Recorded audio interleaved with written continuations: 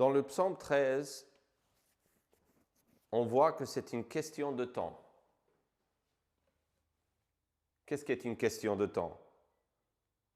Le fait que Dieu va intervenir dans nos vies en tant que ses enfants, Dieu y va intervenir.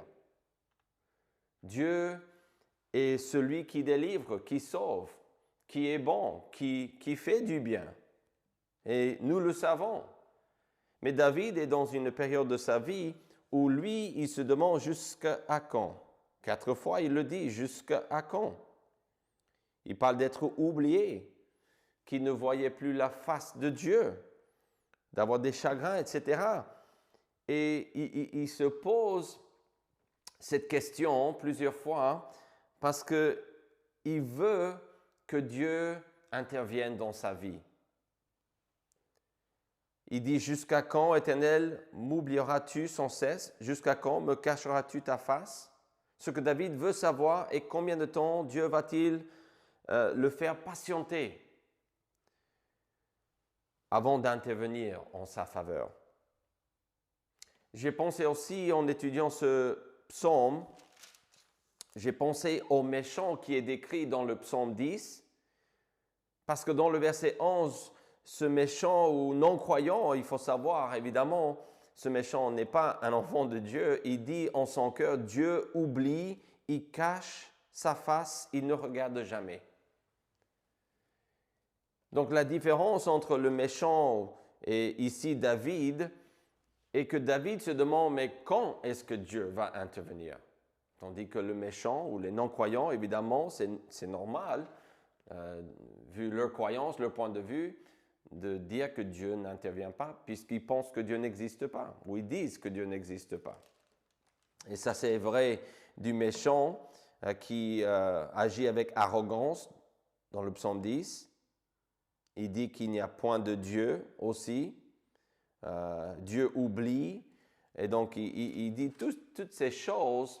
Mais David n'est pas dans cette même situation, même si on peut voir que ce que le méchant dit, ou comme il est décrit dans le psaume 10, et ce que David dit ici comme enfant de Dieu dans le psaume 13, c'est similaire, mais ce n'est pas la même chose. Parce que pour David, c'était une question de temps. Il savait que Dieu allait intervenir. Il est motivé. Il reste motivé. Il est dans la misère, mais il est quand même motivé. Il nous donne vraiment un exemple à suivre ici. Il nous donne des motivations. Il partage ce que lui, il a dans sa vie pour le motiver et pendant qu'on attend l'intervention de Dieu. Et donc, on peut résumer, si on veut, et dire que dans ce psaume, le psaume 13, que la proposition, la grande vérité qu'on veut voir ici et capter est que Dieu interviendra en la faveur de ses enfants. Dieu interviendra. À quel moment? La Bible ne dit pas. Ce texte demande jusqu'à quand? Donc le temps, on ne connaît pas le temps. On ne sait pas exactement quand et comment Dieu va intervenir, mais nous savons que Dieu interviendra en la faveur de ses enfants. C'est pourquoi le croyant dit, c'est juste une question de temps. C'est une question de temps. Donc le méchant ne dit pas la même chose. Mais l'enfant de Dieu, il reste motivé, même dans la misère. Pourquoi? Parce que l'enfant de Dieu sait qu'il peut compter sur Dieu. On a des choses qui sont garanties en tant qu'enfant de Dieu. Et donc, il y a 3 motivations ici que je vois. On pourrait les regrouper, peut-être faire 2, mais on va voir qu'on parle de la prière et on parle vraiment de la foi, de la confiance. Et donc, je veux dire 3 choses ici, 3 motivations. Je pense que David voyait ces motivations, il vit ces motivations, il voit que lui, dans sa marche avec Dieu, il pouvait rester fidèle même dans l'attente de la délivrance de Dieu. parce qu'il voyait que Dieu prenait en compte les choses que lui ne voulait pas. Dans sa prière, David demande « jusqu'à quand ?» Et ce qu'il dit juste après est tout ce qu'il déteste, tout ce qu'il n'aime pas, tout ce qu'il ne veut pas. On parle des versets 2 et 3. Ce que nous ne voulons pas souvent est une longue liste des choses, n'est-ce pas? On a énormément de choses qu'on veut voir différemment dans nos vies. Dieu semble Dieu ne semble pas, Dieu fait patienter David ici, et c'est David qui semble impatient dans les versets 2 et 3.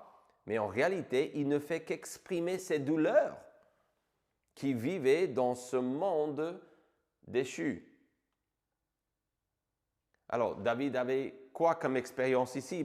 Il le dit dans les versets 2 et 3, il avait l'impression d'être oublié. Il dit aussi que Dieu cachait sa face. Et ça veut dire que David ne voyait plus les bénédictions de Dieu. Il s'attendait à ce que Dieu intervienne en sa faveur et il ne le voyait pas se réaliser. Donc pour lui, Dieu était caché quelque part. Dieu ne voulait plus l'aider. Mais encore une fois, il dit jusqu'à quand? Il ne dit pas « tu ne vas jamais m'aider ». De toute façon, tu n'aides jamais. Tu ne fais jamais rien. Non, il ne dit pas cela. Il se demande, mais combien de temps est-ce que tu vas me faire patienter? Il parle des soucis dans son âme, dans le verset 3. Aussi des chagrins dans son cœur et la galère qu'il vivait, les difficultés qu'il vivait vis-à-vis de ses ennemis.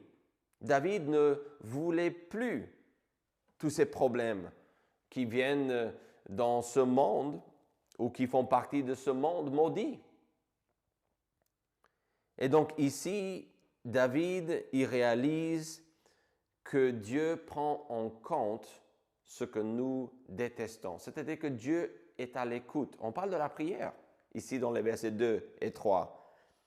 Et aussi, je pense, dans l'ensemble de ce psaume, mais aussi les versets 4 et 5. C'est pour ça que je vous ai dit qu'on pouvait peut-être juste parler de ce fait qu'une motivation qu'on a, c'est qu'on a accès à Dieu. Mais on a deux différentes sortes de prières ici. Ici, David, dans les versets 2 et 3, est en train de se plaindre. Il partage les choses que lui, il ne veut pas. Et quand vous êtes dans la misère, vous avez accès à Dieu, si vous êtes un enfant de Dieu, et il écoute, il prend en compte ce que vous n'aimez pas. Votre point de vue est valable, mais bien sûr que notre point de vue en tant qu'humain n'est pas suprême. Mais on a quand même un Dieu qui écoute, qui prend en compte ce que nous détestons. J'ai pensé à Romains 8, parce que là, on dit en gros que c'est normal de vivre dans un monde comme le nôtre et avoir des problèmes et avoir besoin de se plaindre, parce qu'on dit même que la création tout entière soupire et souffre les douleurs de l'enfantement. C'est-à-dire que même la création comprend que ce monde est maudit. Tout ne va pas comme nous voulons, dans le sens que nous voulons, dans la direction que nous voulons. Donc David, il se plaint, il se vide, et c'est normal de le faire. Notre prière peut commencer, comme David le fait ici, avec ce que nous détestons. Parce que notre Dieu prend en compte, il est à l'écoute. Et nous pouvons commencer là. Mais notre prière devrait continuer avec ce que nous voulons à la place. On ne veut pas rester dans la négativité et prier comme si on est les seules personnes à exister. Comme si Dieu n'est pas là, comme si d'autres ne sont pas là. Nous pouvons exprimer nos douleurs et nous vider devant Dieu. Ça, c'est tout à fait acceptable, c'est correct. David le fait. Et fois après fois dans les psaumes, c'est ce qu'on nous dit de faire. Mais attention, David continue dans le verset 4, « Regarde, réponds-moi éternellement Dieu, donne à mes yeux la clarté. » Il demande vraiment l'aide, l'intervention de Dieu. Il demande la force à Dieu. Il demande la perspective pour qu'il puisse tenir bon. Parce que ce qui lui inquiète le plus, c'est cette idée de chanceler, de trébucher, de tomber en tant qu'enfant de Dieu. Il parle du sommeil de la mort. Et on voit dans ces versets, en gros, que ce que David est en train d'exprimer est que Dieu prend en compte ce que nous voulons. Dieu voit et entend les choses que nous partageons avec lui qui ne vont pas, donc ce que nous ne voulons pas, ce que nous détestons, mais il prend en compte ce que nous voulons. Dieu veut aussi entendre de notre part ce que nous voulons. Et ça, c'est vraiment ce qui est dans notre cœur. Et ce que David demande ici est vraiment important. Il demande à Dieu de regarder, de répondre ce que nous voulons et pourquoi nous le voulons est important. Pourquoi est-ce que je dis ces deux choses? Parce que David, non seulement il demande des choses, mais il dit pourquoi il veut ces choses. Donc c'est important de voir qu'on peut parler avec Dieu par rapport à nos désirs, mais aussi les raisons, les motivations. Dieu ne promet jamais de nous donner tout ce que nous désirons, ça c'est vrai, c'est sûr, mais il écoute nos requêtes. Ici, David dit ce qu'il faut, ce qu'il lui faut et pourquoi il a besoin de ces choses. Par exemple, dans les versets 4 et 5, regardez avec moi, il veut que Dieu le voie, il veut que Dieu l'exauce. Et on a une partie qui semble un peu bizarre à première lecture au vu, donne à mes yeux la clarté. Ceci, dans d'autres textes, peut parler d'être encouragé ou parfois de recevoir de la direction. On dit, mais quel est le sens ici? Je pense que David demande pour l'encouragement, quelque chose comme la force pour rester fidèle au Seigneur. Pourquoi? Parce qu'il dit, afin que je ne m'endorme pas du sommeil de la mort, afin que mon ennemi ne dise pas, je l'ai vaincu, et que mes adversaires ne se réjouissent pas si je chancelle. Ça, c'est le mot-clé, chancelle. Donc, c'est de trébucher. Il parle de sa relation avec Dieu ici, et il dit que ce que lui, il veut, c'est la clarté, l'encouragement, la force, la motivation. Pour faire quoi? Pour rester fidèle. Parce que la mort qu'il mentionne ici n'est pas de mourir physiquement, visiblement. Pourquoi? Parce qu'il continue en expliquant dans le verset 5 qu'il demande ceci parce que, afin que, ça c'est parce que, donc la raison, afin que mon ennemi ne dise je l'ai vaincu. Donc vous dites oui, mais si David meurt physiquement, son ennemi peut dire je l'ai vaincu. Ça c'est vrai. Mais il faut continuer parce qu'il dit et que mes adversaires ne se réjouissent pas si je chancelle. Ce n'est pas la mort, ce n'est pas de ne plus exister. Mais David avait peur dans cette situation, il paraît, avec beaucoup de problèmes. Dieu lui faisait patienter, mais il s'inquiète pour cette idée de rester motivé, de la force. Et donc David savait, comme nous savons, que Dieu n'est ni malvoyant ni malentendant. Pourquoi est-ce que je dis ça? Parce que David, il sait que Dieu entendait ce qu'il disait. Il dit, regarde, réponds-moi. Il savait que Dieu voit absolument tout. Mais ce qu'il veut est que Dieu intervienne dans sa vie. David savait, comme nous savons, que Dieu n'est ni malvoyant ni malentendant, mais ce qu'il veut est que Dieu intervienne dans sa vie. Il veut voir Dieu faire ce qu'il sait que Dieu peut faire. Il sait que Dieu peut intervenir et donc il vit pour ça. Il attend pour ce moment-là de délivrance. Il explique pourquoi il voulait ces choses et j'ai lu les versets 4 et 5 pour parler de ça, mais en gros, on peut résumer. Il demande ce qu'il demande. Pourquoi? Parce qu'il ne voulait pas trébucher, chanceler. Il ne voulait pas ne plus avancer avec le Seigneur. La mention de la mort, comme je vous disais, peut nous faire croire qu'il parlait de la mort physique, mais le fait qu'il explique ce qu'il veut vraiment dans le verset 5, qu'il ne veut pas chanceler, nous parle de cette idée que lui, il ne veut pas manquer de motivation. Il ne veut pas manquer de force dans sa vie spirituelle. Et donc, il demande à Dieu d'intervenir. Chaque enfant de Dieu désire cette même chose. Si vous êtes un enfant de Dieu, vous désirez vivre pour le Seigneur. Vous avez du mal à le faire parfois. On peut passer par des moments de colère, par des moments de rébellion. Mais au fond de notre être, ce que nous désirons est de vivre pour Dieu.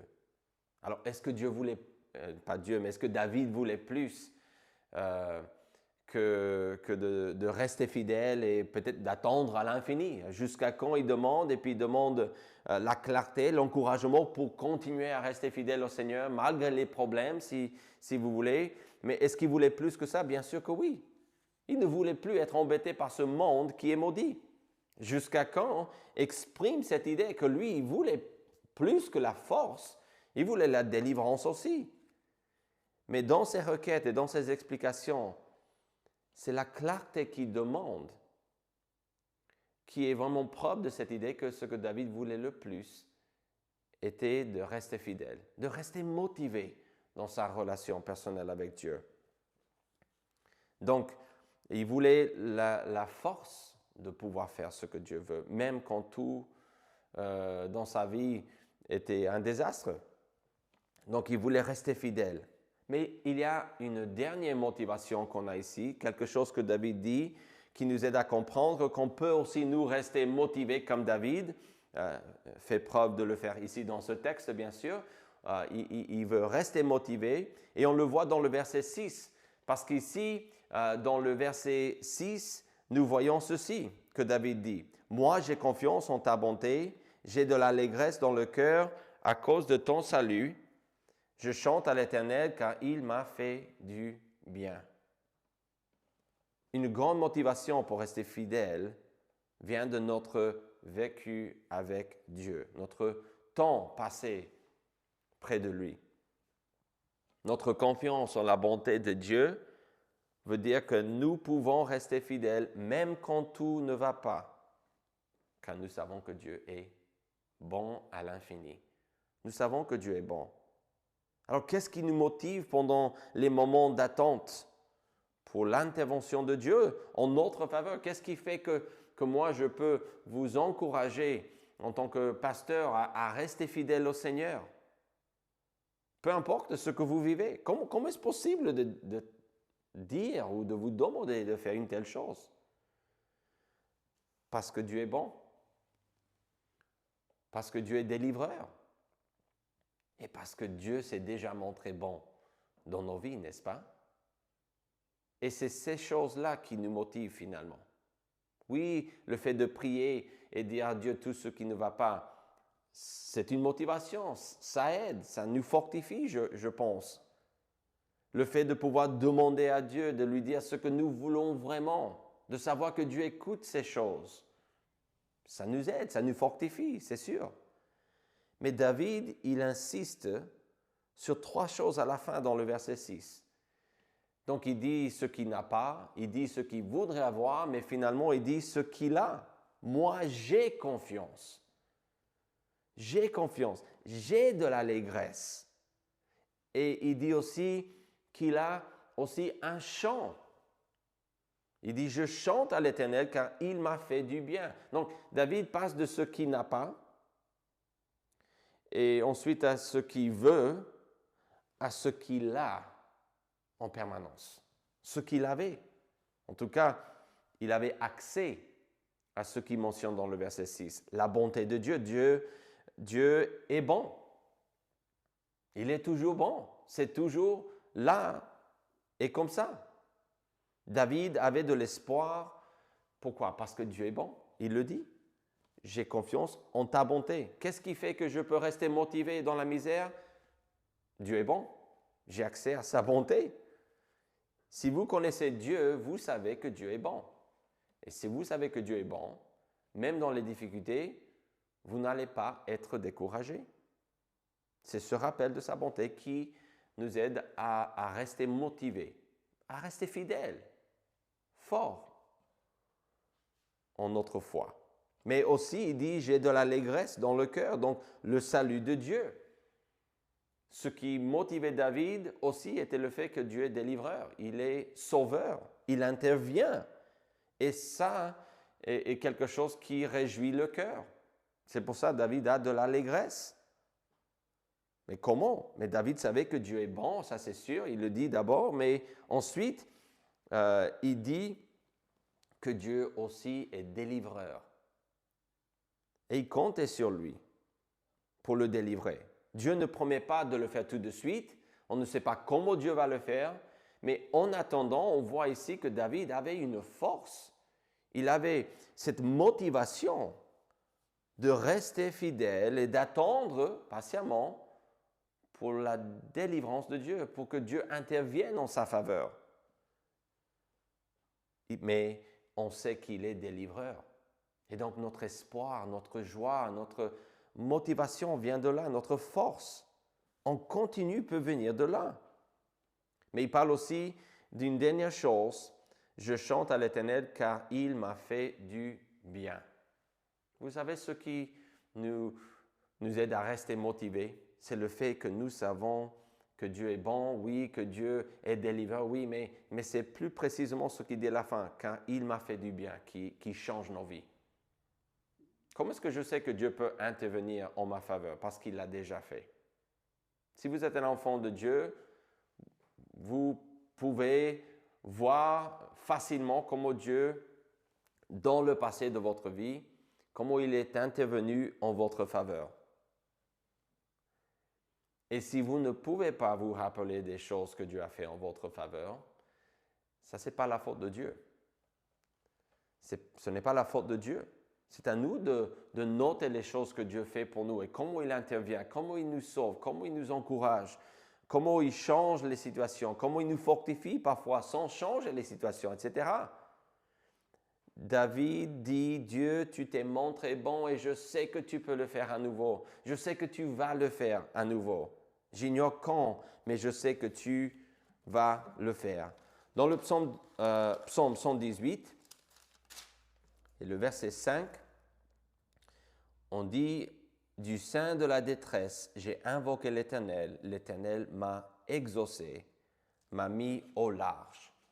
La Bible est remplie d'exemples et nos vies sont aussi, même si on a très peu de temps en tant qu'enfant de Dieu, nous avons du vécu avec le Seigneur qui fait que nous savons que Dieu va intervenir. On sait parce qu'il l'a déjà fait, on sait parce qu'il est bon, on sait parce que c'est dans sa nature, il est bon, il est délivreur, etc. Donc David, il reste bien motivé ici. Pourquoi? Parce que Dieu écoutait sa prière. Il écoutait ce qu'il ne voulait pas, ce qu'il voulait. Mais ici, David réalise dans toute cette misère et dans l'attente, en fait, j'ai la force qui est là avec moi. J'ai confiance parce que Dieu est bon. J'ai de l'allégresse parce que Dieu est délivreur. Il me sauve. Et j'ai vraiment un chant à chanter tous les jours. Pourquoi? Parce que Dieu m'a déjà fait du bien. David n'était pas délaissé, David était dans l'attente. Ce n'est pas la même chose. L'intervention de Dieu est une question de temps, car tard ou tôt, qu'est-ce qu'il va faire? Il va intervenir en ma faveur, en votre faveur. Et il va faire quelque chose. Si vous êtes un enfant de Dieu, cette promesse est pour vous. En fait, si vous voulez, nous pouvons dire que ces motivations nous fortifient. Ce que Dieu fait, qui Dieu est, nous fortifie, nous donne accès à une force qui peut nous aider à rester motivés, à rester fidèles au Seigneur, peu importe les difficultés. Nous avons accès à la prière, comme David prie ici. Nous pouvons rester motivés dans notre marche avec Dieu. Ça, c'est vrai, malgré la misère. Ça, c'est la bonne nouvelle. L'apôtre Paul le dit ainsi, il parle succinctement pour nous parler de cette force, de cette capacité, cette motivation que nous avons en Jésus-Christ, quand il dit « Je puis tout par celui qui me fortifie en continu ». Philippiens 4, 13. C'est Jésus qui nous fortifie. C'est lui qui nous donne la force en tant qu'enfant de Dieu. C'est lui qui est mort pour nous. C'est lui qui est ressuscité pour nous, qui est retourné au ciel. Il intercède aujourd'hui en faveur de ses enfants. Mais parfois, nous devons patienter et attendre cette délivrance, cette intervention en notre faveur. Alors, mon désir est simple. Je voudrais que chaque enfant de Dieu soit encouragé à travers ce psaume 13, à travers ce prêche, parce que Dieu interviendra en notre faveur. Et je voudrais en même temps, pour les autres qui ne sont pas dans la famille de Dieu, ou peut-être pas encore dans la famille de Dieu, pour les non-croyants, je voudrais que vous voyiez à quel point appartenir à Dieu est beau et bon. Nous ne disons pas que nous sommes des gens qui sont supérieurs en valeur aux autres en tant qu'enfants de Dieu. Nous ne croyons pas cela, je ne crois pas cela. Je suis fait de la même matière que vous. Et je ne pense pas qu'on peut dire cela du tout. Mais ce que je peux dire est que Dieu aime le monde, tout le monde. Et il voudrait avoir cette relation personnelle avec chacun de nous. Alors comment est-ce possible?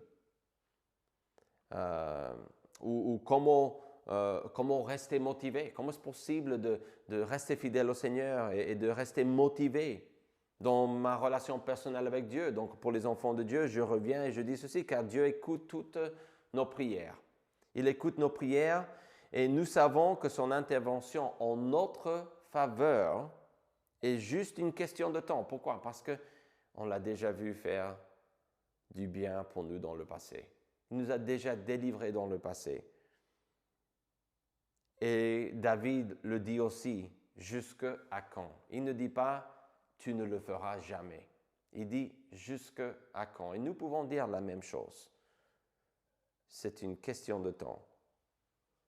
Nous l'avons vu intervenir dans le passé et nous savons qu'il est bon, qu'il est délivreur et qu'il va intervenir à nouveau dans notre vie.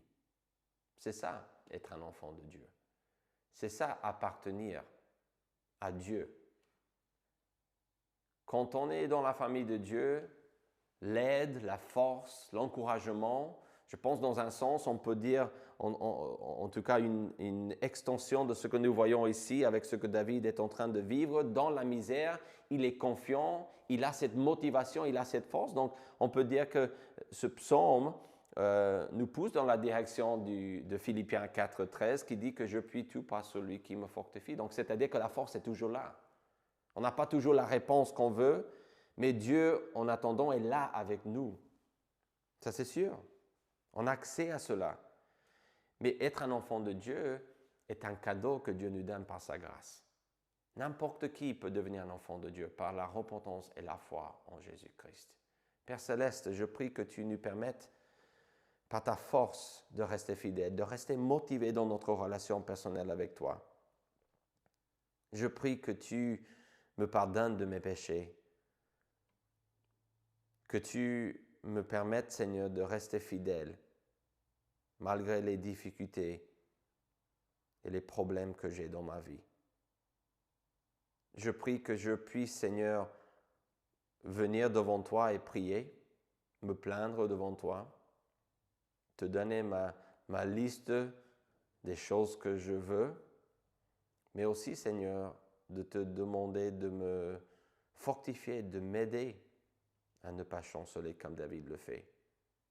Aide-moi à ne pas oublier, aide-nous à ne pas oublier que même si on a des choses qu'on ne veut pas et on n'a pas tout ce qu'on veut, aide-nous à comprendre que nous avons des choses qui font que nous pouvons rester motivés et fidèles à toi en continu. On continue, Seigneur. Merci pour cela. Au nom de Jésus-Christ, nous prions. Amen.